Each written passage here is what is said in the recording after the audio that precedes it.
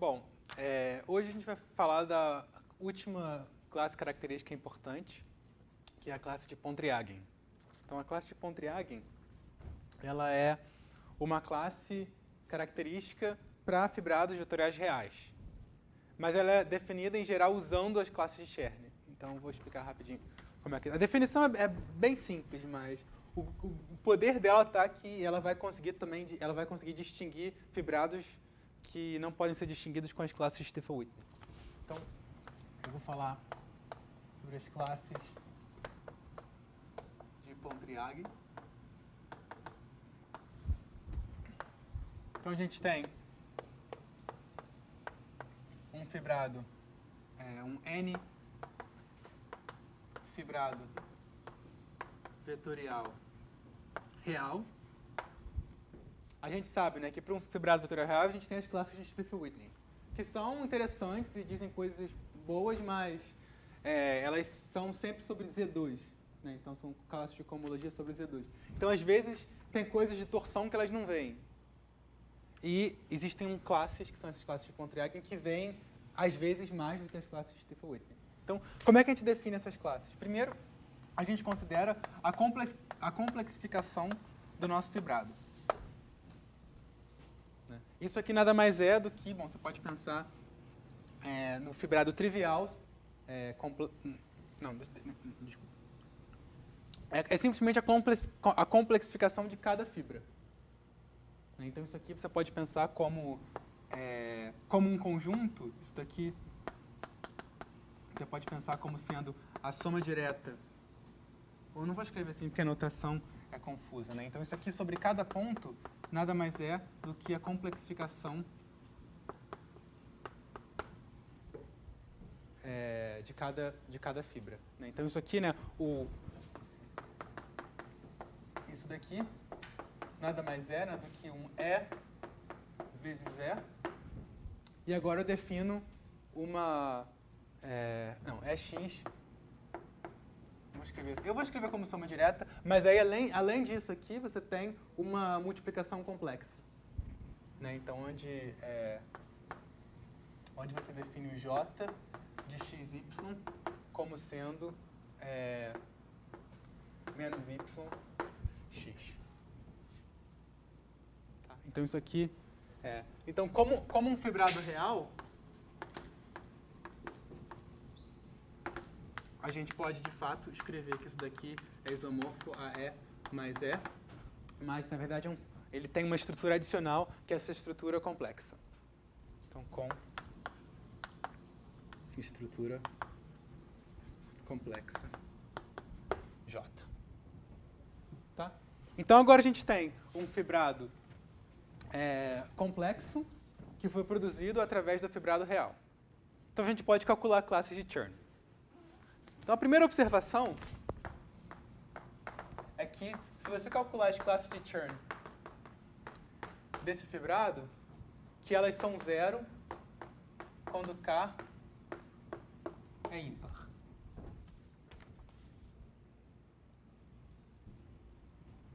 Tá? Então, eu vou deixar isso aqui como exercício, mas... Isso aqui é simplesmente... vem do fato de que... Bom, exercício. Relacionem o fibrado dual com esse fibrado. Tá? Então, a ideia é você olhar para o fibrado dual. E você pensar na complexificação, o que acontece quando você troca o J por menos J. Tá. Então, a gente pode definir, digamos, as outras classes de Chern, as classes pares, que são as classes que, em geral, não são zero, são as classes interessantes, que são chamadas classes de Pontryagin. Então, a gente define PK de E como sendo a classe de Chern 2K de E do fibrado complexificado. E coloca-se um sinal na frente em geral.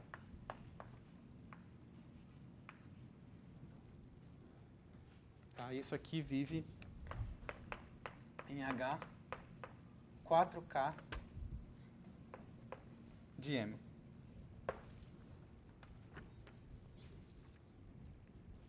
E é uma observação também que, em geral, as classes de Chern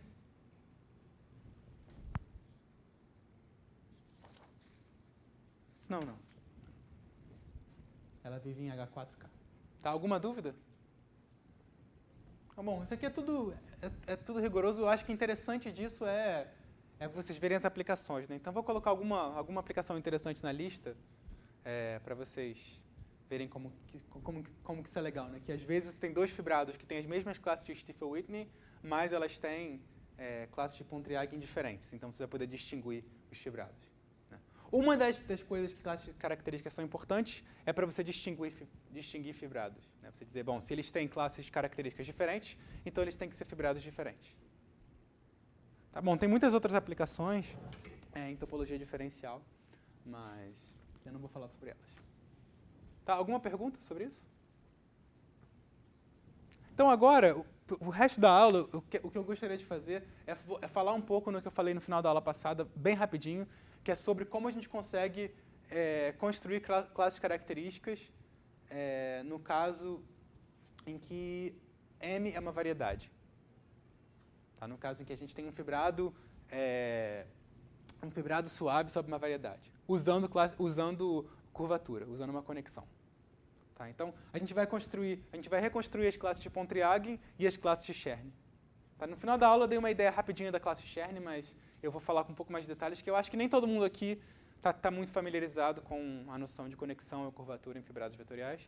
Então, para os que já viram, vai ser uma revisão, e para os que não viram, vai ser talvez a primeira vez. Então, essa teoria chama teoria de Chern-Weil.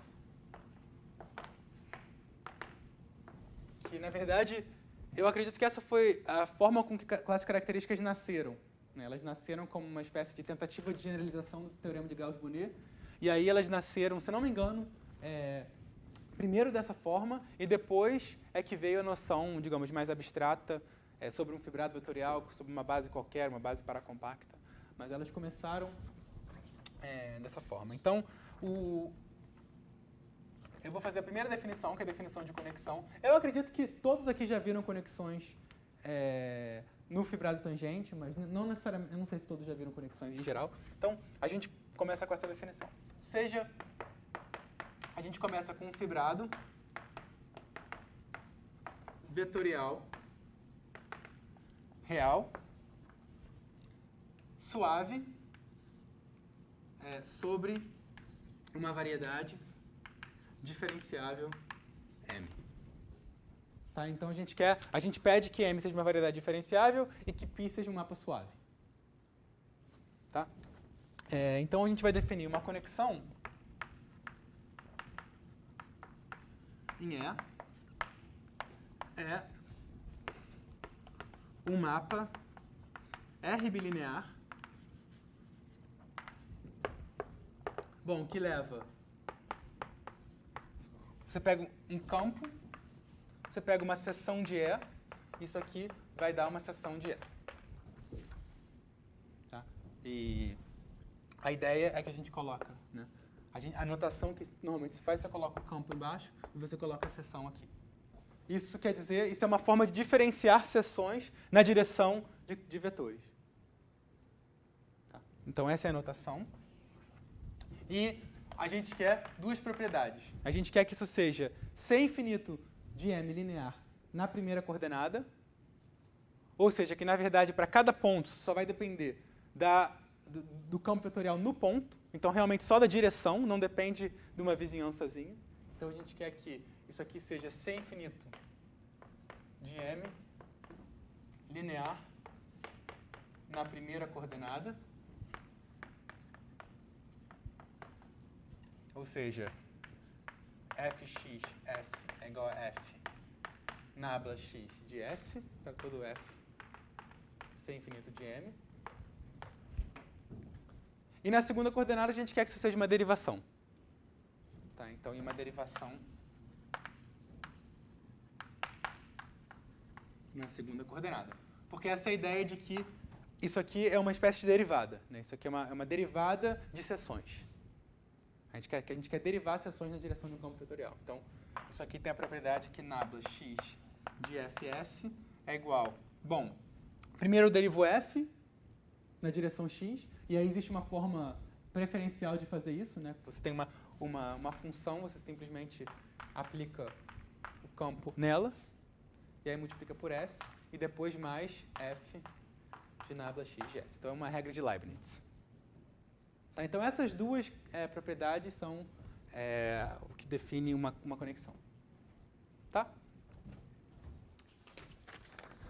Agora, se a gente escolher coordenadas, uma carta em M e uma trivialização do fibrado E localmente, a gente pode escrever isso aqui em coordenadas. Então, se a gente fixa, digamos que a gente fixa uma carta x1 até xn, até x, vamos dizer que a nossa variedade tem dimensão p,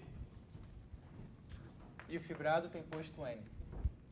Tá, então, uma carta x1 até xp, que vai de um aberto de M em RP. E a gente fixa também uma base local S1 até Sn de E sobre U. Tá, então, a gente pega um U suficientemente pequeno, tal que π é trivial sobre U. E a gente escolhe uma trivialização, que a gente pode pensar como uma base. Tá, então, qualquer outra seção, né? Se você pegar uma seção qualquer sobre U, bom, deixa eu escrever assim, uma seção de E sobre U, você pode escrever essa seção como uma soma de de FI vezes SI.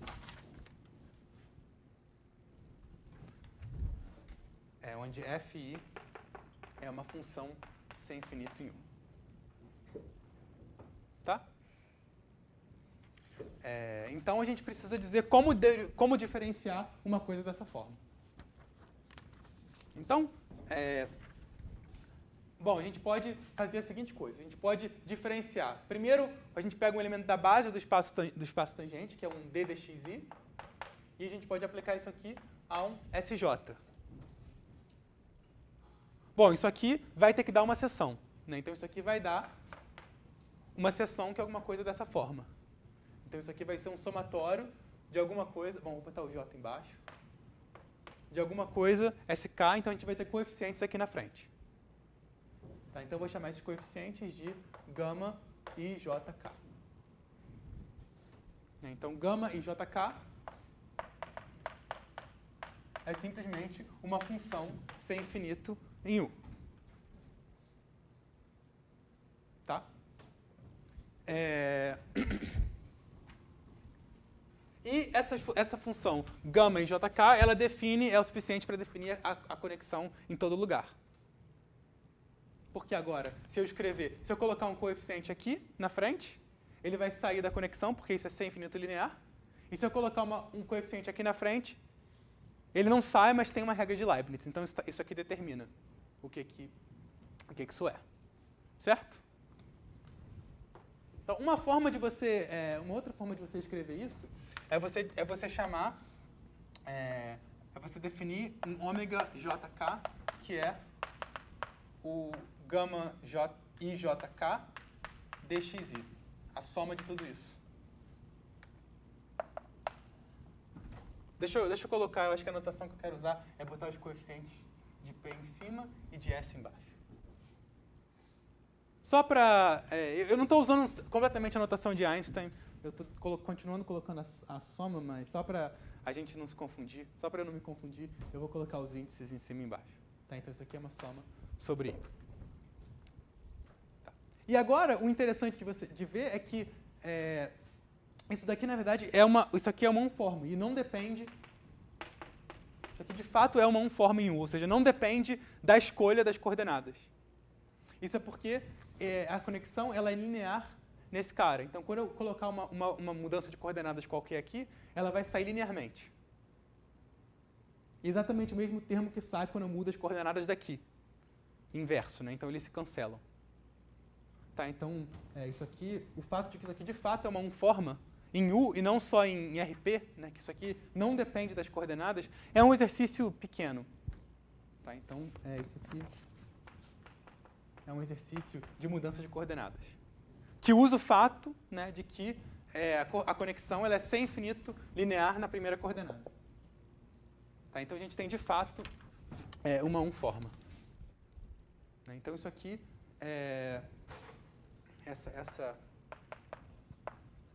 na verdade, a gente tem uma matriz de formas. De formas.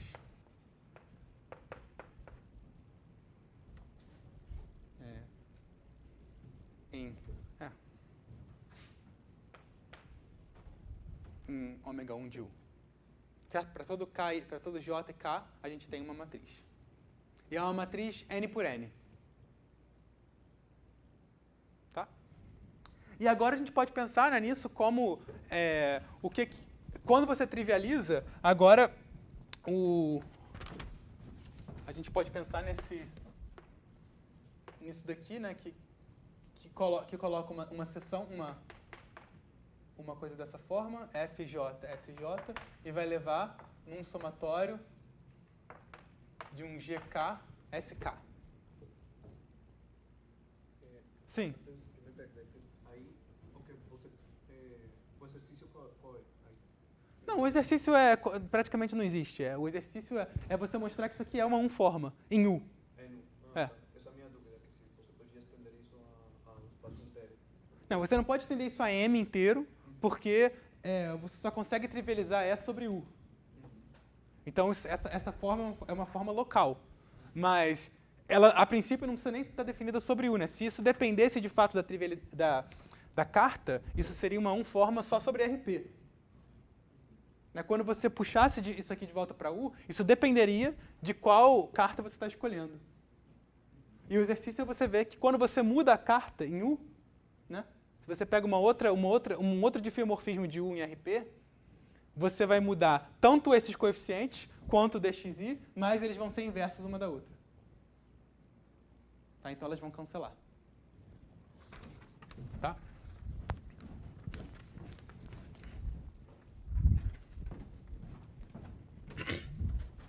Então agora, né, se você pensar que esse sigma, não, esse nabla, ele está levando...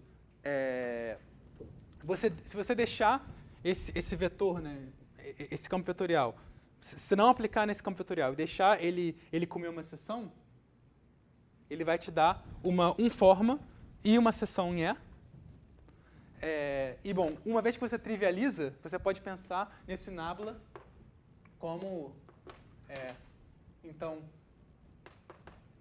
na pré-imagem de U, né, bom, como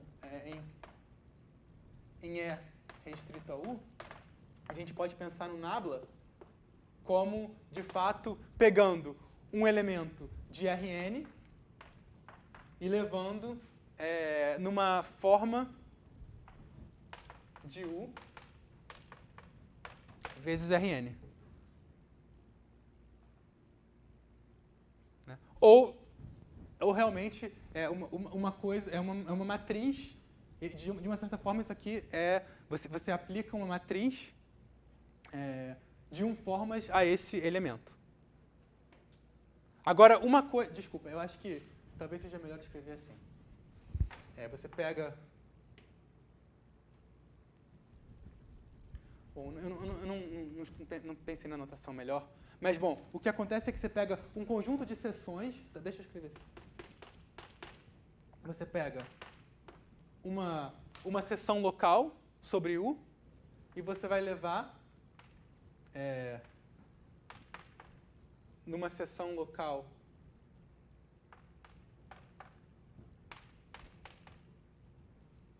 vezes...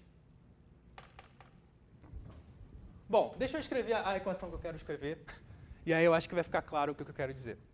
O que eu estou querendo dizer é o seguinte, essa matriz de formas, ela está transformando o SJ em SK. Você pode escrever, de outra maneira, você pode escrever que o nabla de SJ é o somatório de gama IJK DXI tensorial SJ. Tá? Então isso aqui é verdade, ou seja, esse cara daqui é o ômega JK. Tá? Então a gente pode pensar no nabla, né, como um operador que está levando seções de E em seções do fibrado T' de M tensorial com E, que é o que acontece quando você deixa essa coordenada vazia. Né? Mas o que eu estou querendo dizer é o seguinte, essa matriz ela tá sendo aplicada basicamente nos coeficientes de SJ. Só que, o que acontece quando, na verdade, se você colocar uma função aqui na frente, ela não vai sair do lado de fora da matriz. Ou seja, essa matriz não é exatamente a conexão. Fazendo a conta usando a regra de Leibniz, dá para ver que basicamente essa conexão, se você olhar em coordenadas, né, se você trivializar o E, isso aqui é basicamente D mais ômega. Isso aqui é porque, se você fizer nabla de FJSJ, e você, digamos, aplicar num X, isso daqui vai ser X FJ SJ mais nabla mais FJ, nabla X SJ, e isso aqui vai ser, bom, DF J de X SJ mais FJ nabla X de SJ. Então, se você pensar nisso daqui como agindo num vetor de funções, isso aqui não simplesmente vai ser você multiplicar esse vetor de funções por ômega para dar um outro vetor de funções, mas você precisa também pegar o D de cada uma dessas funções. É basicamente isso aqui que está dizendo. Tá? Beleza. Então, isso aí é uma conexão. E mais um detalhe, né, que é importante, que tem a ver com essa representação também, é que se a gente mudar as coordenadas, se a gente mudar a base local, essa conexão se transforma de uma forma que não é muito bonitinha. Você esperaria que, bom, uma matriz, ela vai se transformar da forma... isso aqui parece ser um endomorfismo do fibrado vetorial. Mas não é um endomorfismo do fibrado vetorial no sentido de que, bom, isso depende da trivialização. Se eu mudar a base, eu não vou mudar simplesmente com a inversa A, que é o que você esperaria. Mas, digamos, se você pega essa base e você muda para uma base S1' até Sn', o que é essa? Você pode olhar para a conexão, para a matriz nessa nova base, a matriz ômega'. Isso daqui vai ser... Como é que isso aqui é relacionado com ômega? Bom, de repente você esperaria que seja alguma coisa como a mudança de coordenadas de um lado e a mudança de coordenadas inversa. Que é como um homomorfismo do fibrado de E para S comporta. Se você tem de fato um homomorfismo de fibrado e você muda a base dele, nas novas coordenadas você vai ter justamente A inversa de um lado e A do outro. Mas aqui acontece uma coisa diferente. Aqui o que acontece é, bom, se você escrever esse SI' como somatório de A e J, SJ, então essa aqui é a mudança de coordenadas, o ômega' vai ser, chamar de A essa matriz, o ômega' vai ser A inverso ômega A, que é o que você esperaria, mas tem um outro termo, que é A inverso de dA.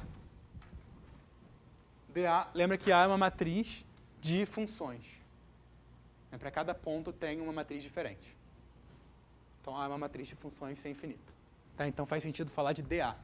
dA é diferencial de cada entrada da matriz. Tá? Então, infelizmente ou felizmente, a gente tem esse termo. Isso aqui é relacionado com o fato de que a conexão não é simplesmente a multiplicação pela matriz, mas tem esse D que vem da regra de Leibniz. Tá? Então, isso é uma conexão. Agora, uma observação interessante é que se a gente tiver um fibrado trivial, então a gente tem uma conexão muito interessante nesse fibrado trivial, que é uma conexão dada pela seguinte coisa. A gente define basicamente essa matriz sendo zero. Então a gente pode, se a gente tiver um fibrado trivial, a gente pode considerar uma seção, uma base global, que é simplesmente dado por você levar cada elemento de M na base canônica daqui. Então, esse S I de X é simplesmente X e I, onde I é a base canônica de Rn. A gente pode definir o nabla Si como sendo zero para todo I.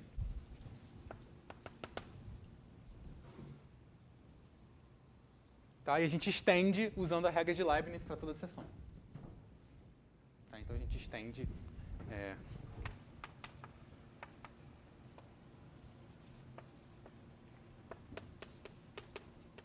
usando Leibniz.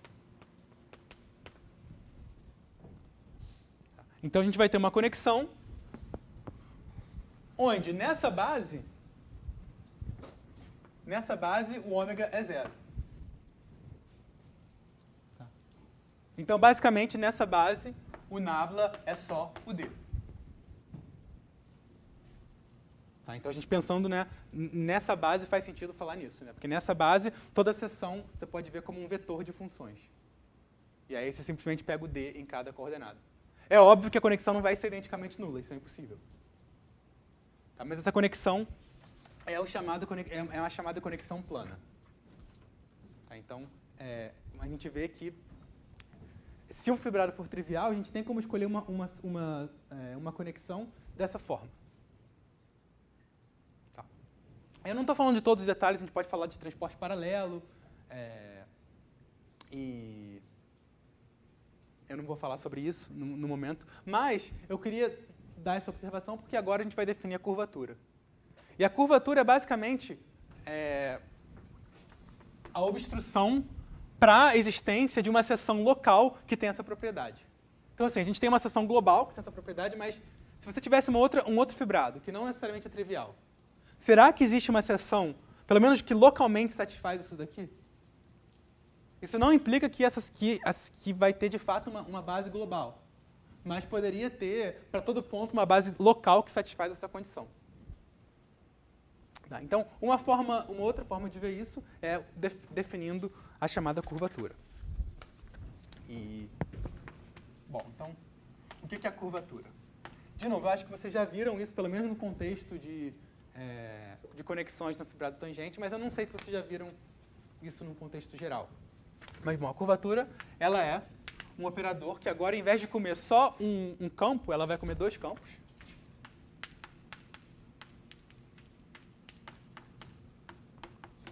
E uma seção, e vai levar numa outra seção. Então, ela é definida usando uma conexão. Tá, então, a gente basicamente faz o seguinte. A gente quer, de uma certa forma, medir a diferença de você derivar primeiro em um e depois no outro. E depois fazer o contrário. A ideia está, se você pensar em termos de transporte paralelo, você quer fazer o transporte paralelo por duas curvas diferentes e ver que isso aqui vai dar a mesma coisa naquele ponto. Então, uma forma infinitesimal de fazer isso é basicamente definindo a seguinte operação. Você faz nabla x de nabla y de s. Então, primeiro você deriva s na direção de y e depois na direção de x, usando a sua conexão. Depois você faz o contrário. E a gente também tem que fazer uma outra operação, que a gente tem que derivar na direção do colchete de Lie. Isso é basicamente porque, né, o colchete de Lie é, digamos, a derivada mais natural de um vetor na direção de outro. Então, a gente tem que, para as coisas darem certo, as contas todas darem certo, a gente tem que subtrair por esse termo. para de fato você ter que a curvatura é a obstrução do transporte paralelo ser igual, ser independente do caminho. Pelo menos numa vizinhança. Tá? Então a gente define essa operação e um exercício é ver que isso daqui é ser infinito linear em todas as coordenadas. Então, o primeiro exercício, talvez, que não é completamente óbvio, é que isso aqui é ser infinito linear nessa e nessa. Tá? Isso aí, bom, vai dizer basicamente que a gente tem uma coisa parecida com a conexão em si. Isso não é óbvio, né? Porque o fato de ser infinito linear, de que a conexão é ser infinito linear, vai dizer que se você multiplicar o y, digamos, por uma função, essa função sai aqui. Mas agora ela está na segunda coordenada da conexão, então ela vai ter que ter uma regra de Leibniz. Mas vai ter uma outra regra de Leibniz aqui e elas vão cancelar. Tá. Mas além dela ser infinito linear aqui e aqui, ela vai ser infinito linear também aqui e aqui. Bom, ela vai ser infinito linear aqui, vai produzir uma coisa lá. Tá, então, é outra coisa que tem que ser verificado, que ela é ser infinito linear também na seção S. Tá, então, o exercício é que o R é ser infinito de M linear em todas as coordenadas.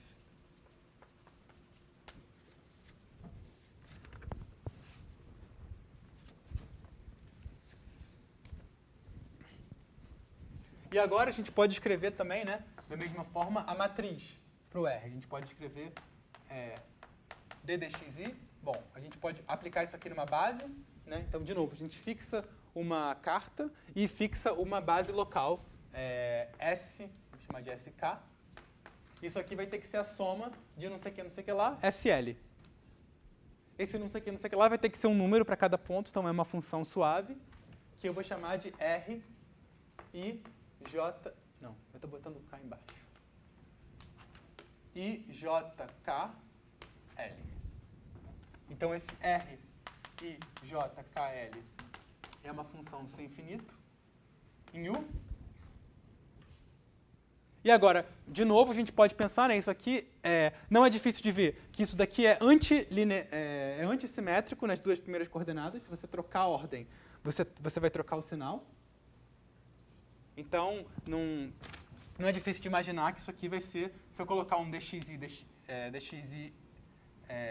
produto exterior com dxj, isso aqui vai ser uma 2 forma. Então, se eu colocar RIJ, KL, dxi, dxj, isso daqui é uma 2 forma em U. Tá? Isso aqui é uma 2 forma em U. Bom, isso aqui é porque, da mesma forma, aquele exercício, né, quando a gente faz uma mudança de coordenadas, aqui e aqui, vai fazer uma mudança de coordenadas oposta nesses dois e elas se cancelam. De novo, isso é consequência do fato de que isso é ser infinito linear das duas primeiras coordenadas. Agora, eu acho que o interessante é ver que o fato disso aí ser infinito linear na terceira coordenada tem a ver com o fato de que isso aqui, de fato, vai definir um endomorfismo do fibrado vetorial. Isso aqui vai se transformar bem com relação a uma transformação de coordenadas. Não vai ter esse termo feio, basicamente. Então, um exercício talvez mais interessante e mais importante é ver que se eu trocar de base, se eu agora chamar o S e linha, o somatório de A e J, SJ, que essa matriz, bom, se eu chamar isso aqui de RKL, que é a matriz R, a matriz ômega, que é a matriz RKL, ela tem a seguinte, ela tem a seguinte propriedade, né, isso aqui é uma matriz de 2 formas, de 2 formas em U, e ela tem a propriedade de que ômega', se eu olhar para a matriz, agora, quando eu mudo as coordenadas, quando eu mudo a base local, essa matriz agora vai ser A inversa ômega A.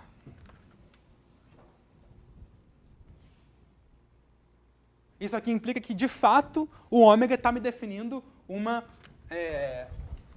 endomorfismo de E. Então, isso significa que ômega, de fato, é um endomorfismo de, bom, T2. Um endomorfismo de, não tá certo, restrito ao. Bom, na verdade, isso aqui é uma 2 forma, né? Então, para cada x1 e x2 no espaço tangente, em Tm restrito a U,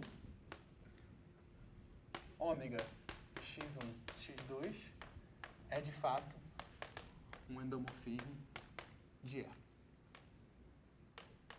Pronto. Agora dá certo. Isso não depende da base local. Não depende da trivialização do meu fibrado. Tá? Jonathan.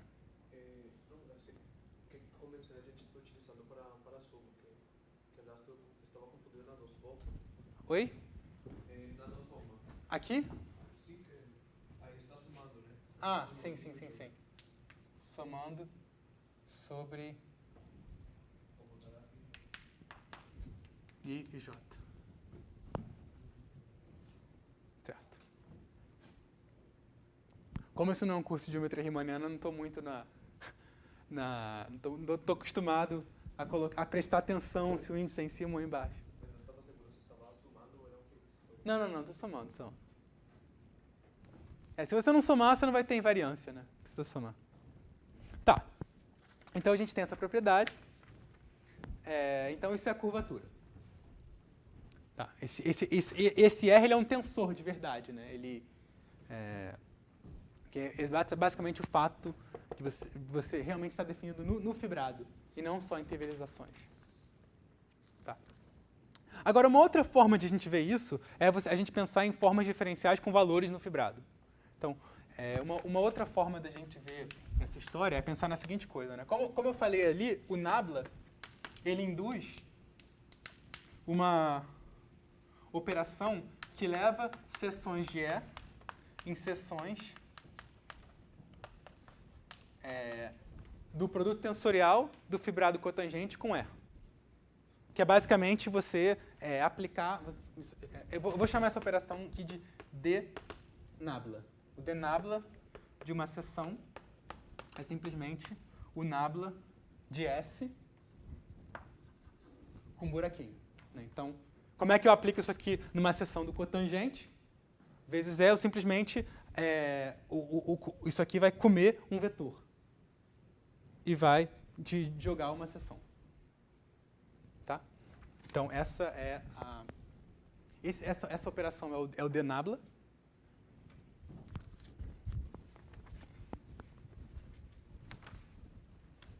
Então, em geral, né, esse fibrado daqui, ele é um fibrado que está, de uma forma, misturando o fibrado cotangente com o E.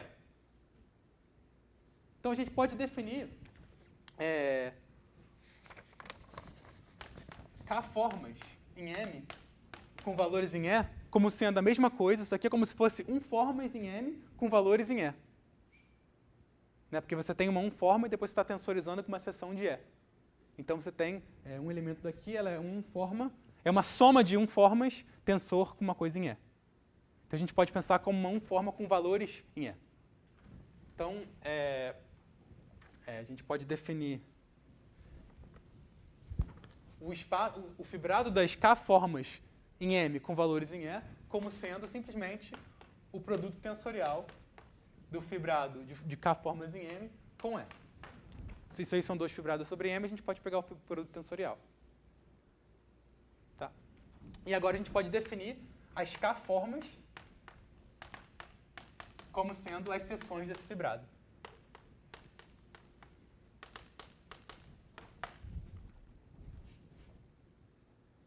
Tá?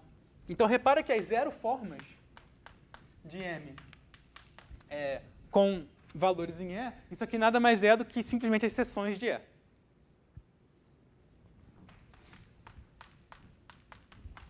E as 1 formas de M com valores em E, isso aqui, exatamente esse conjunto daqui. É o fibrado, são as seções de T estrela de M tensorial com E. E assim por diante. Repara que as formas diferenciais em si, elas também podem ser vistas como formas diferenciais com valores num tensor, num fibrado, mas agora o fibrado trivial. Se você colocar as K-formas de M com valor num fibrado trivial, isso aqui é a mesma coisa que... Bom, isso aqui são as seções desse cara. Tensor, o fibrado trivial. E você fazer o tensor com fibrado trivial, você basicamente fazer o tensor com R em cada fibra. Então, fazer o tensor com R é canonicamente isomorfo à própria fibra. Então, isso aqui é a mesma coisa que as seções desse fibrado. Tá? Então, essa noção de formas diferenciais com valores num fibrado, ela generaliza a noção de formas diferenciais clássicas. Tá? E repara que esse D nabla, eu já coloquei induzindo o que vai vir depois, ele é uma operação que leva 0 formas sobre M com valores em E e 1 formas sobre M com valores em E. Então, o D nabla, ele está aqui. Tá. Então, como é que a gente definiu a derivada exterior? Ou como é que se define a derivada exterior em geral para formas diferenciais? Bom, o que se faz é você definir em 0 formas como sendo a diferencial normal, e depois você estende usando alguma regra do produto, ou... Tem 2 formas, né? Uma delas é fazendo basicamente o que eu vou fazer agora. Né? A primeira forma é você definir você pode definir usando o colchete de Lie, e tem uma fórmula um pouco complicada, ou você pode definir usando a regra de Leibniz.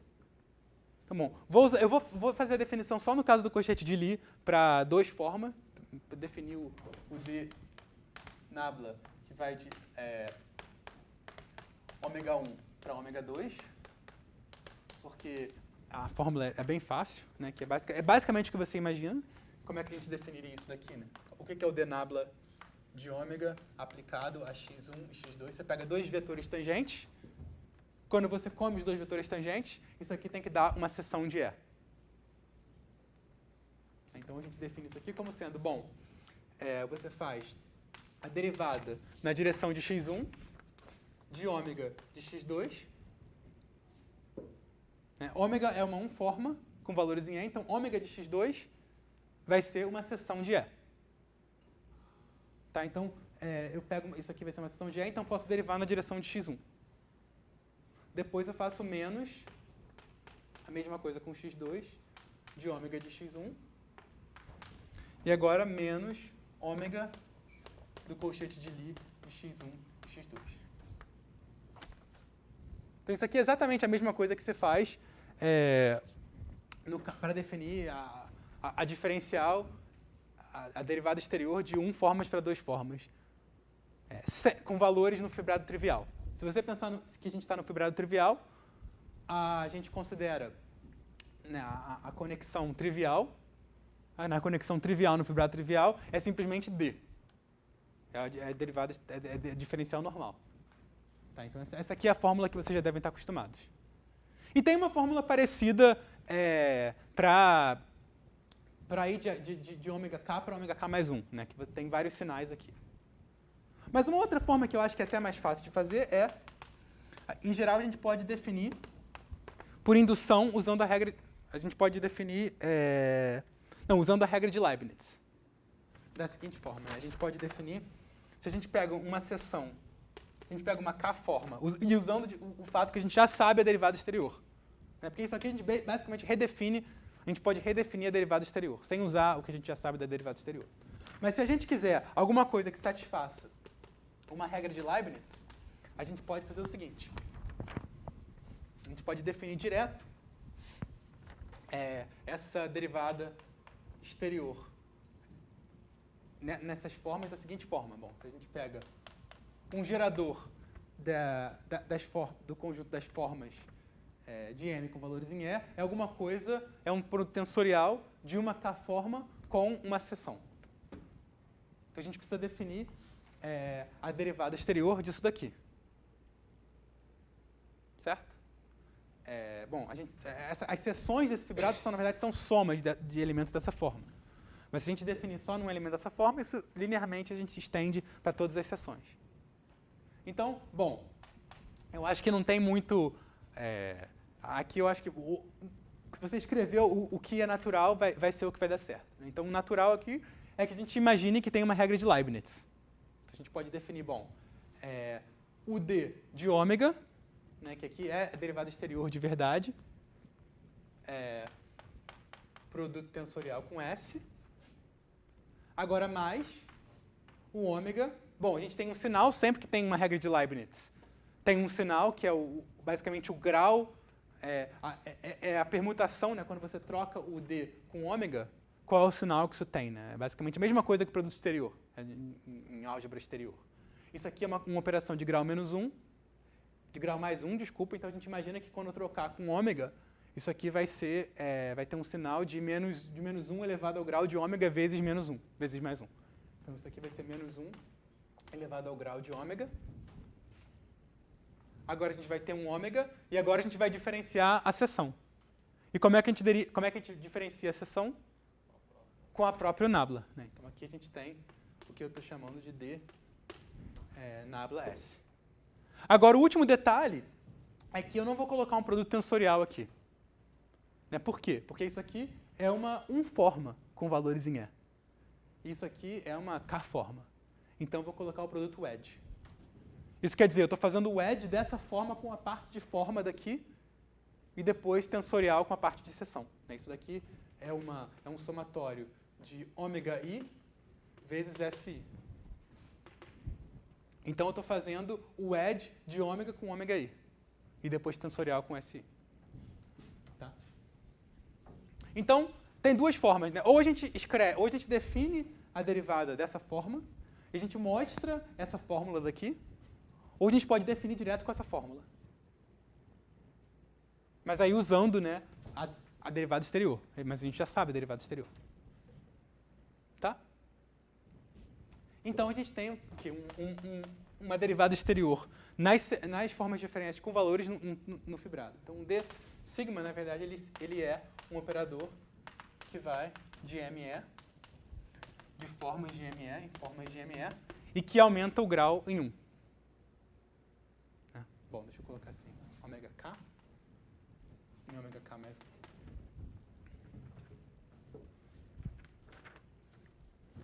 Agora, ele tem uma propriedade talvez um pouco surpreendente, que é o fato de que... Bom, digamos que vou pensar no primeiro caso, no caso mais simples, que eu pego uma zero forma, uma seção.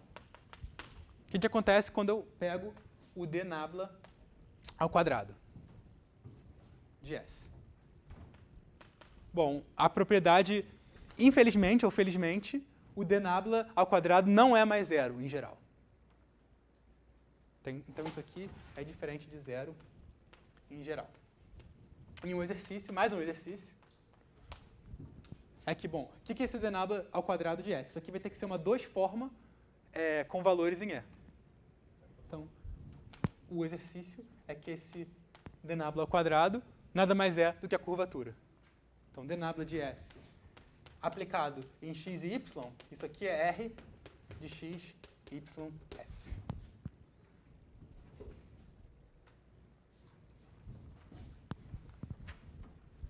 Isso é consistente com o fato de que, se a gente tem as formas diferenciais normais, né, ou seja, sobre o fibrado trivial, a curvatura é zero.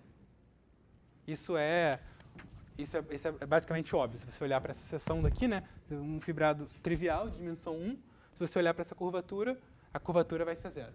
Bom, qualquer fibrado trivial, se você pegar a curvatura, que é a curvatura, desculpa, a conexão zero sobre as seções, isso aqui vai dar a curvatura zero. Não é difícil de ver, é uma conta. Tá. Ok. Alguma pergunta sobre isso? Então a gente definiu a curvatura, finalmente. Então a gente pode pensar na curvatura como sendo esse R, né? A gente pode pensar como sendo uma 2 forma em M com valores no fibrado de endomorfismos. Porque, bom, isso aqui é um mapa que vai de... É um mapa que vai de E em E. Você pode pegar um dos E's e jogar para o outro lado, né, ou puxar para cá, isso aqui vai ser, de fato, uma forma de M com valores no endomorfismos. Tá? Tudo certo? Tá, então essa é talvez a coisa mais importante que a gente tem. O que você está chamando já... R é a forma induzida. É o... Tá? Porque a gente tem, né, um mapa de fibrado que vai de Tm vezes Tm vezes E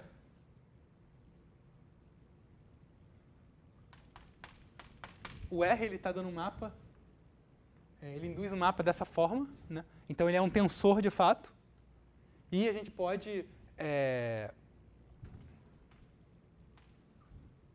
dualizar isso, a gente pode, bom, pegar todos esses caras, colocar para o outro lado e ver isso aqui como uma forma de M com valores no endomorfismo. Tá. Então, beleza. Exatamente a forma que é induzida pelo R. Tá. Então, agora a gente pode falar... mais uma propriedade que é interessante, que eu até vou usar daqui a pouquinho, é a identidade de Bianchi. Eu acho que vocês devem ter visto isso, pelo menos no caso de... É uma propriedade importante da curvatura, que já aparece em geometria riemanniana para conexão de Levi-Civita, mas ela é verdade para qualquer conexão em qualquer fibrado vetorial, que é que se eu pegar essa forma, se eu pensar no R como uma forma aqui, e eu pegar esse D mais uma vez, que agora o D vai ser zero. Aqui o D nabla de R é igual a zero.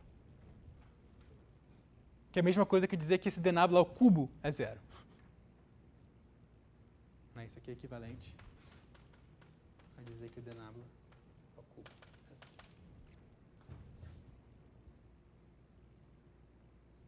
Tá? Tudo bem, o D nabla ao quadrado não é mais zero, mas ao cubo é. Mas eu acho que essa é a forma em que a identidade de Bianchi ela é mais conhecida, que o D nabla da curvatura é zero. E dá para você reescrever isso aqui em termos da forma de curvatura original. Mas eu acredito que vocês já viram isso e, bom, vamos continuar.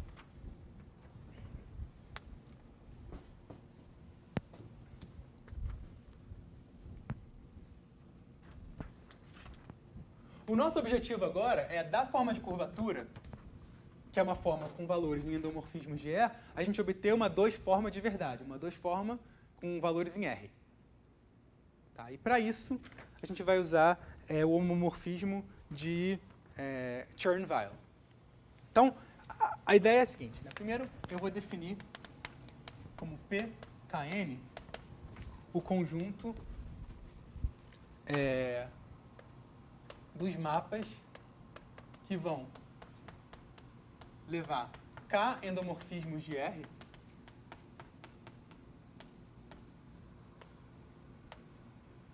ou K matrizes N por K, não, K matrizes N por N num número real e que é simétrico, né? Então isso aqui são, eu acho que isso aqui é chamado de K formas lineares simétricas em Rn. Eu vou escrever assim porque, bom, não tem uma notação fixa, eu não tenho para isso.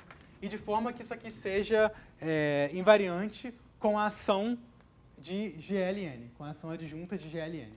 Então, tal que P de A inversa x1 A inversa xk A seja igual a P de x1 até xk para todo x1 a xk, matriz N por N, e para todo A em GL N.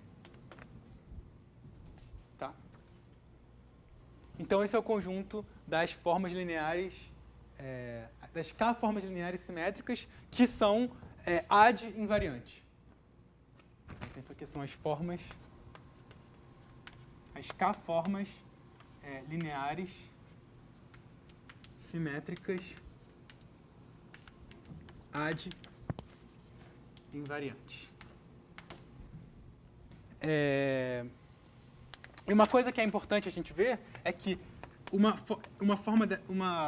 K-forma linear simétrica,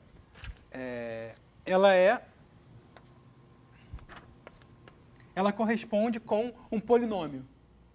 Com um polinômio em matrizes, né? Com a álgebra de polinômios sobre as matrizes. Então, isso aqui corresponde com a polinômios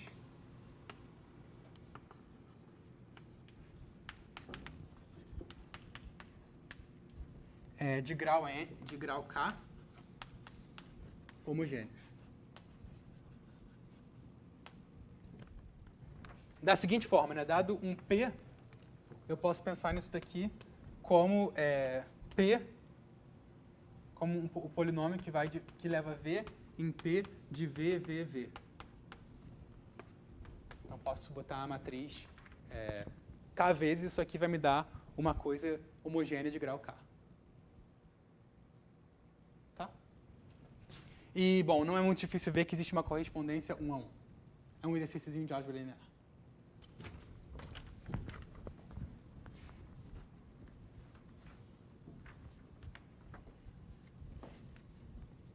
Agora, repara que dados duas formas K-lineares simétricas, que eu vou chamar de P1 e P2, então, dado um P1 em PKN e P2 em PLN, a gente tem um produto, que o produto é o produto simétrico deles.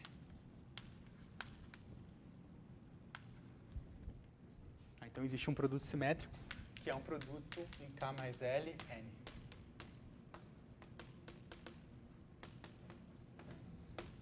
Isso aqui é simplesmente você fazer, quando você coloca K mais L endomorfismos aqui, você aplica P1 nos K primeiros e P2 nos L últimos, mas com todas as permutações possíveis, você soma tudo isso e divide pelo número de permutações. Tá? E sem sinal, porque você quer um produto simétrico, não um produto antilinear. Multilinear, desculpa. Não. Um produto exterior. Tá. Então, agora, a gente pode também definir o PN como sendo a soma de todos esses caras. Então, esse conjunto, que é a soma direta de todos esses caras, ele possui, né, uma estrutura de anel. Esse produto simétrico vai dar isso aqui, uma estrutura de anel.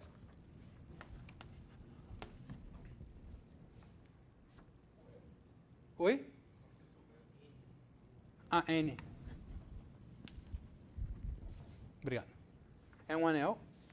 E agora a gente tem um resultado interessante, que é que a gente tem como gerar existe um conjunto canônico de geradores desse anel, que é dado da seguinte forma. Se a gente pega, se X é uma matriz, N por N, a gente pode olhar para o determinante de identidade mais lambda X. Isso daqui vai dar um polinômio. Bom, isso aqui vai dar alguma coisa de x vezes lambda elevado a j, para j de 0 até n. E esses polinômios aqui correspondem, nessa correspondência, a um conjunto de geradores desse anel. Então, isso aqui, de novo, é um resultado de álgebra linear, digamos, mais avançado, que talvez não é tão canônico assim. Mas é um resultado de álgebra, que esses sigma j's, eles geram esse conjunto PN como anel. Por exemplo, o sigma de 1, né, o sigma de 1 nada mais é do que o traço. Se você escrever, né, se você escrever o que é o determinante de 1 mais lambda x, o primeiro termo é o traço. O segundo termo já é um pouquinho mais complicado. mas eu escrevi aqui, se não me engano, é 1/2 do traço de x ao quadrado menos o traço de x ao quadrado. E o último termo, eu acho que também vocês... Não é difícil de ver isso, que o último termo é simplesmente o determinante. Então, o determinante, por exemplo, ele é um polinômio... um polinômio em matrizes com valores em R, né, de grau n, que é homogêneo. Tá? Então, acho que o resultado que... Isso aqui, bom, é um resultado... Não é fundamental para o que eu vou falar, mas é um exercício interessante de álgebra. Ver que esses caras realmente geram o PN. É um exercício de álgebra simétrica, digamos. Tá. Então, agora...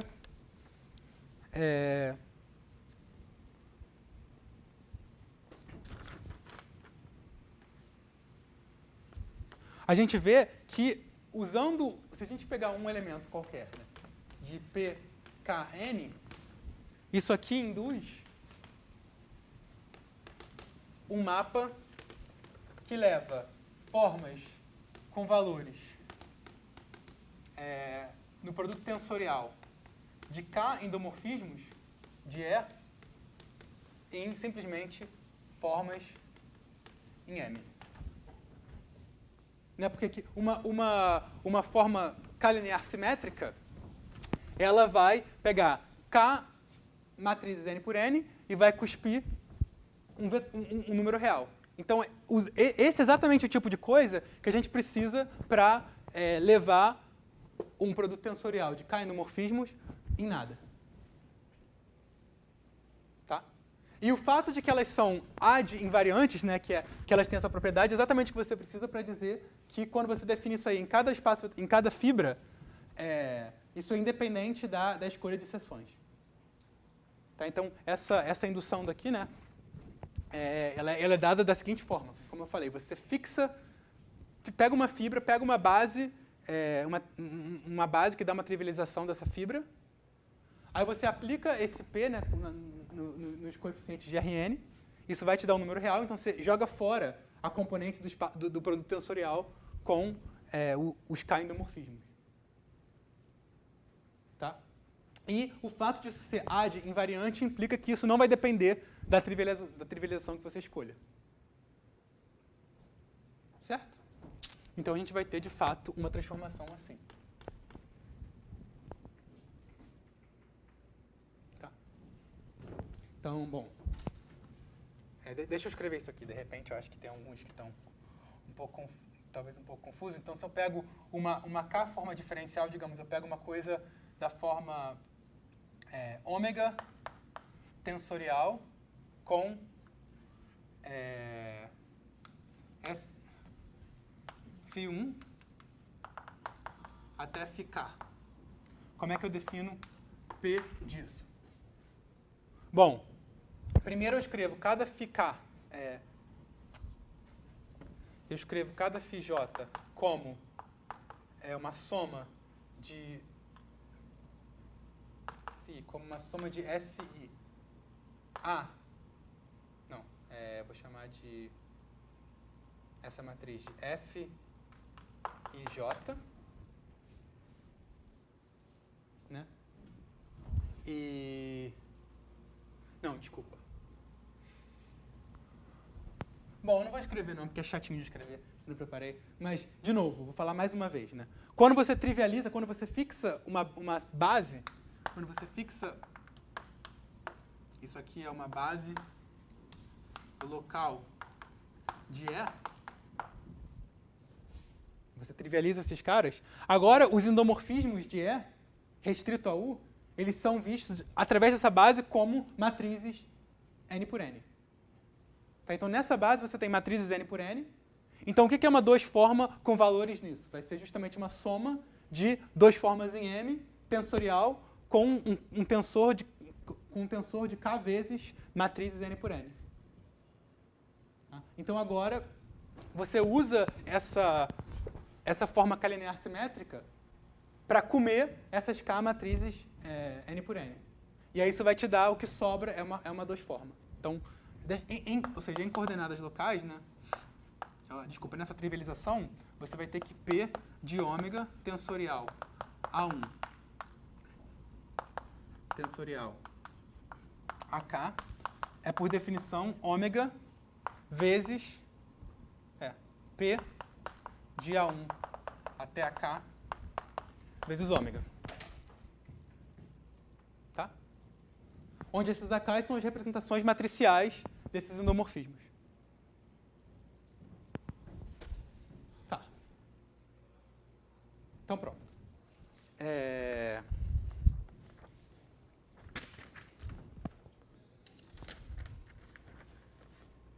Agora,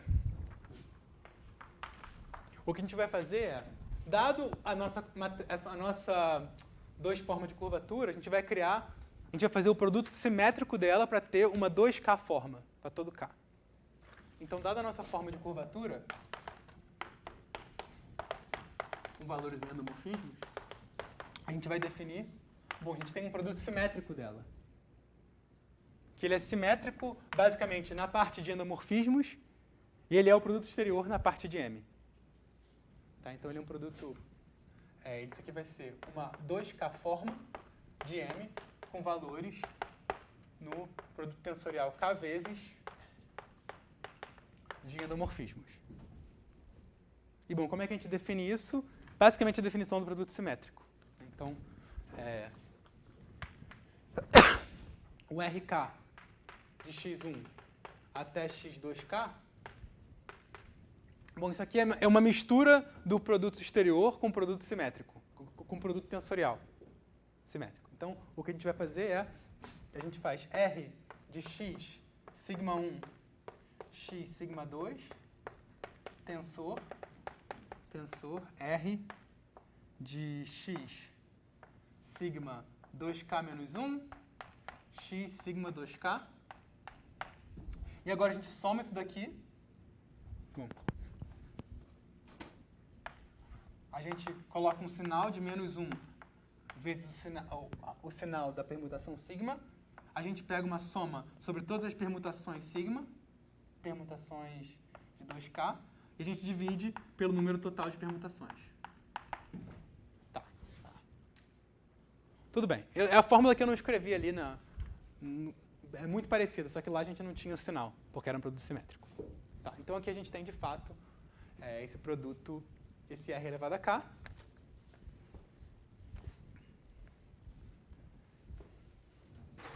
E algumas coisas importantes, né? Isso aqui são, bom, observações. A primeira é que se você pegar o produto simétrico de P1 com P2 e aplicar a RK mais L, onde o P1 é um polinômio ou uma K forma linear e o P2 é uma L forma linear, isso daqui vai ser P1 de RK exterior com P2 de RL. Onde P, né, é a aplicação também induzida aqui. E eu acho que a outra observação importante é que, se você fizer o P, primeiro você faz a derivada exterior em formas diferenciais com valores em seções, depois você aplica o P, isso aqui é a mesma coisa que fazer a derivada exterior com P.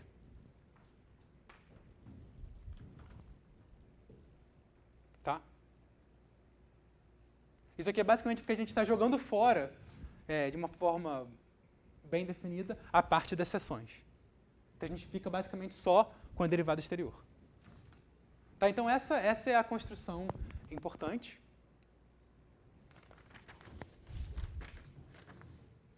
Isso, em particular, vai dizer o seguinte, né? Se eu pegar esse meu R elevado a K, que é uma 2K forma com valores num fibrado bem grande, a gente pode pegar o P dela, isso aqui vai simplificar, isso aqui vai dar uma 2K forma com valores em M. E o interessante é o que acontece quando eu pego o D disso. Né? a gente vai ver que isso daqui é fechado. Por quê? Porque D de P de RK é igual a P desse D de RK. E o que é o D nabla de RK? Bom, pela regra do produto, pela regra de Leibniz, para essa derivada exterior também, a gente vai ter que isso aqui é P de RK menos 1, de K vezes RK menos 1, wedge D de R. Isso é porque o R tem grau 2, então o exterior de R com R você pode trocar a quantidade de vezes que você quiser, que o sinal é sempre positivo. Então vai dar de fato K, RK menos 1, wedge esse negócio. E o que é o D nabla de R? 0, pela identidade de Bianchi. Então isso aqui vai dar 0. O que quer dizer, né, que quando eu pego tanto a curvatura quanto qualquer potência simétrica da curvatura, através desse mapa, se eu pegar um mapa desses que é simétrico e adinvariante, eu vou chegar numa 2K forma fechada. Então a conclusão é que esse P de RK define uma classe de cohomologia de de Rham. Tá? Então agora a gente está... então a gente pode definir um mapa que vai de Pn no conjunto das classes de cohomologia de de Rham, que faz simplesmente isso, né? Dado um polinômio, ou uma K-forma linear, simétrica, adinvariante, a gente pode levar ela na classe de homologia, de cohomologia, de R elevado a K. Esse mapa daqui é o homomorfismo de Chern-Weil.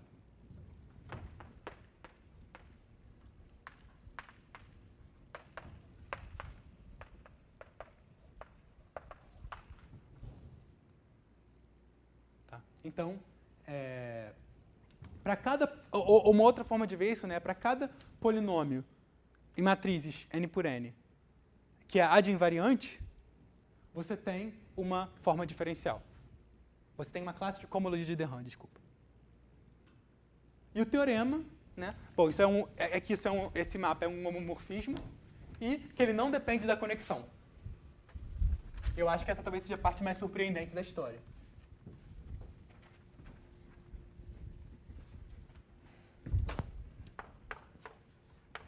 O teorema de Chern-Weil é que esse psi é um homomorfismo e não depende de nada. Tá, então eu vou dar uma ideia da demonstração.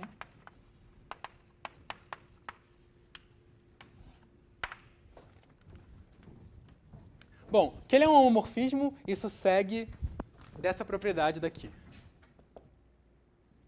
Tá, então, dados duas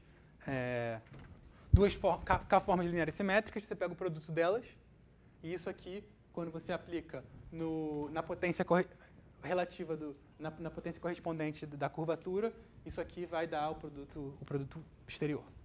Tá, isso é uma conta algébrica só com essas coisinhas aqui para vocês verificarem, não tem nada demais. Tá? Então, a propriedade eu acho que importante e interessante é que isso não depende da conexão. Então, deixa eu dar uma ideia da demonstração. Bom, vamos começar com duas conexões diferentes, né? Então, sejam nabla 0 e nabla 1, conexões em... De uma certa forma, como vocês vão ver, a demonstração disso aqui é muito parecida com a demonstração do lema de Poincaré. A gente tem que mostrar que a imagem de RK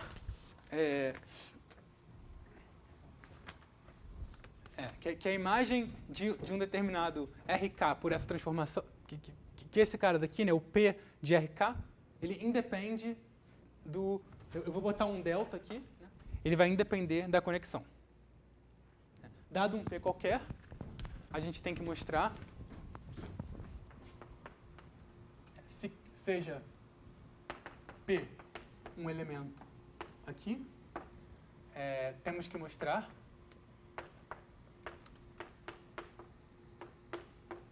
que a classe de cohomologia da derivada de nabla 0 elevado a k é igual à classe de cohomologia de nabla 1 elevado a k. Tá? Então, a gente vai usar basicamente o fato de que a gente tem um espaço afim de conexões.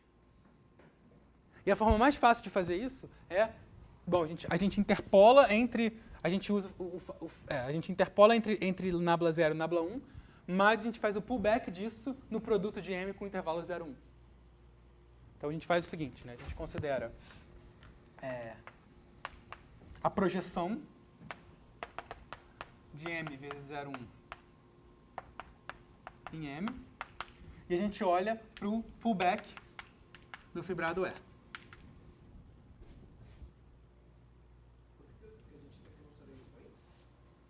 Ah, desculpa, está faltando o R.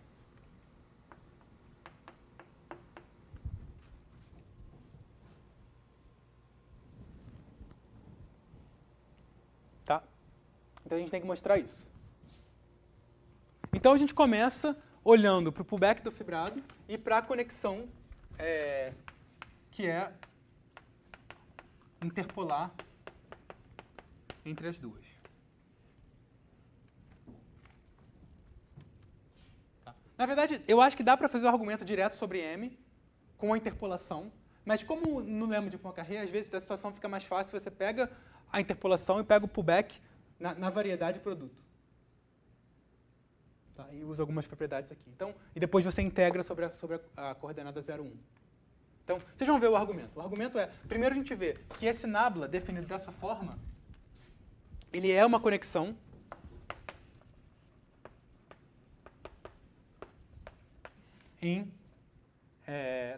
na pré-imagem em F estrela de E. Tá?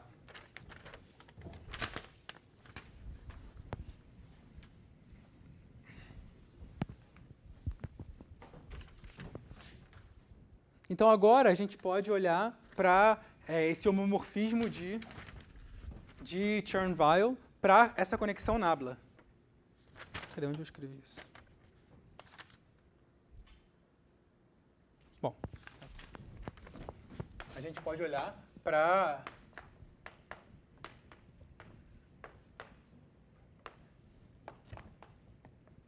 esse cara daqui. E qual é uma forma interessante, uma forma natural, de passar de formas no produto com 0, 1 para formas em M? É simplesmente você integrar sobre 0, 1. Então, essa é a vantagem de você olhar para o produto 0, 1.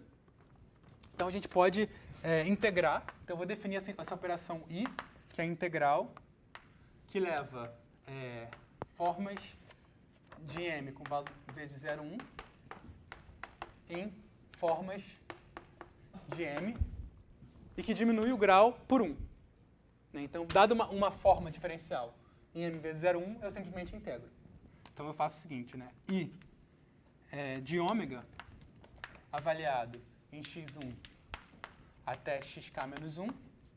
Isso aqui é a integral de 0 a 1 de ômega de ddt x1 até xk menos 1 dt. Onde ddt é o vetor na direção 0, 1. Tá? Então, essa é a integral. Vocês já viram essa operação, eu acredito, algumas vezes.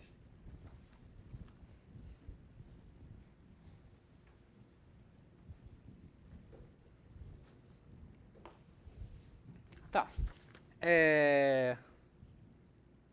Ah, não, desculpa. P é uma classe de cohomologia. E esse I, claro, induz um mapa em cohomologia de de Rham também.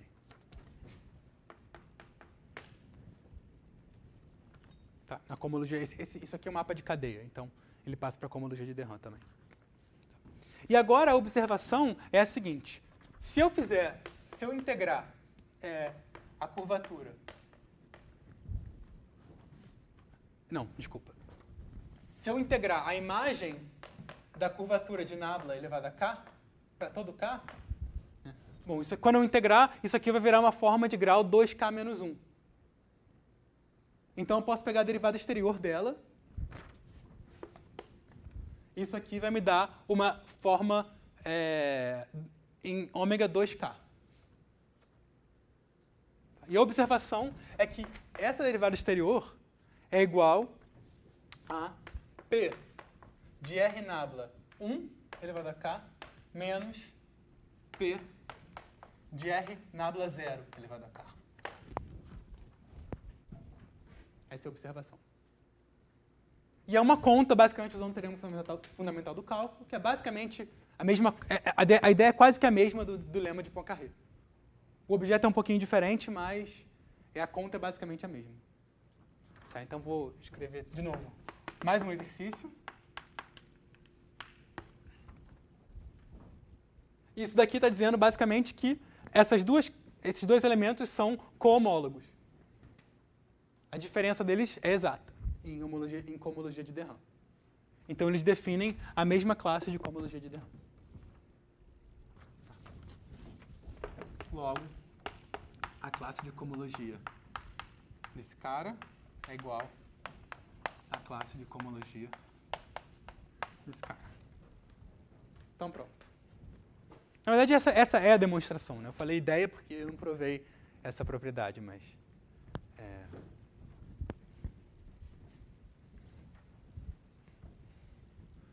um exercício interessante. Alguma dúvida? Quando você trocou por a comunidade de Rham, não continua sendo as fórmulas? Aonde? Lá, você trocou a ômega pela H, né? Aqui? Sim? É isso aí? É porque o P, na verdade, já tem valores... Ah, não, desculpa. Não, desculpa, você tem toda a razão. Não tem... Eu fiz besteira. O P não é um homomorfismo. Não me confundi. Obrigado. Tá. Então, bom, para finalizar, né, a gente agora sabe que tem esse homomorfismo de Cherville. Então a gente pode pegar imagens de K-formas simétricas que a gente quiser. Então, o que a gente vai fazer é, lembra que o anel de todas as formas calineares simétricas adinvariantes é gerado por aquelas padrões, né, por aquelas sigma j. Então, a gente pode pegar a imagem dessas sigma j. Então, a gente pode definir agora, lembra que determinante de I mais lambda x, isso aqui é somatório de sigma j de x, lambda elevado a j. Né? Então, agora a gente pode simplesmente pegar, a gente define, dado um fibrado, de posto n, a gente fixa uma conexão, e agora a gente pode definir a késima classe de Pontryagin como sendo 1 sobre 2π elevado a 2k, vezes a classe de homologia, de cohomologia, de sigma 2k da curvatura elevado a 2k.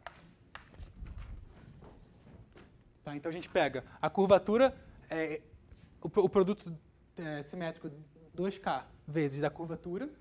Isso vai dar, né, uma forma em 4k com valores no produto tensorial de endomorfismos. A gente aplica o homomorfismo de Cherville, isso aqui vai dar uma classe de cohomologia. E o homomorfismo de Cherville, basicamente, bom, você pegar esse polinômio que você quiser, isso aqui vai avaliar nesse cara e vai olhar para a classe de cohomologia. E tem esse fator, você divide por 1 sobre 2π elevado a 2k. Tá, então isso aqui é uma classe em 4k de M. Uma classe de cohomologia de de Rham. Tá. E o teorema, né, é que, bom, essa classe é a mesma classe que é definida da outra forma. Né? Então, que isso daqui, de fato, esse PKGE é a mesma coisa, né? Quando você olha para isso aqui como sendo a classe,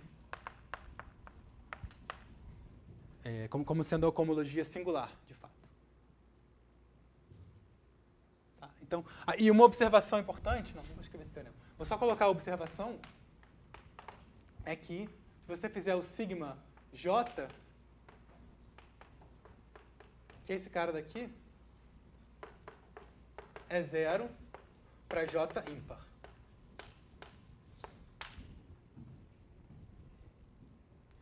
Isso não é óbvio, mas tem a ver com aquela propriedade que eu falei, que se você complexifica um fibrado vetorial real, então as classes de Chern ímpares são 0.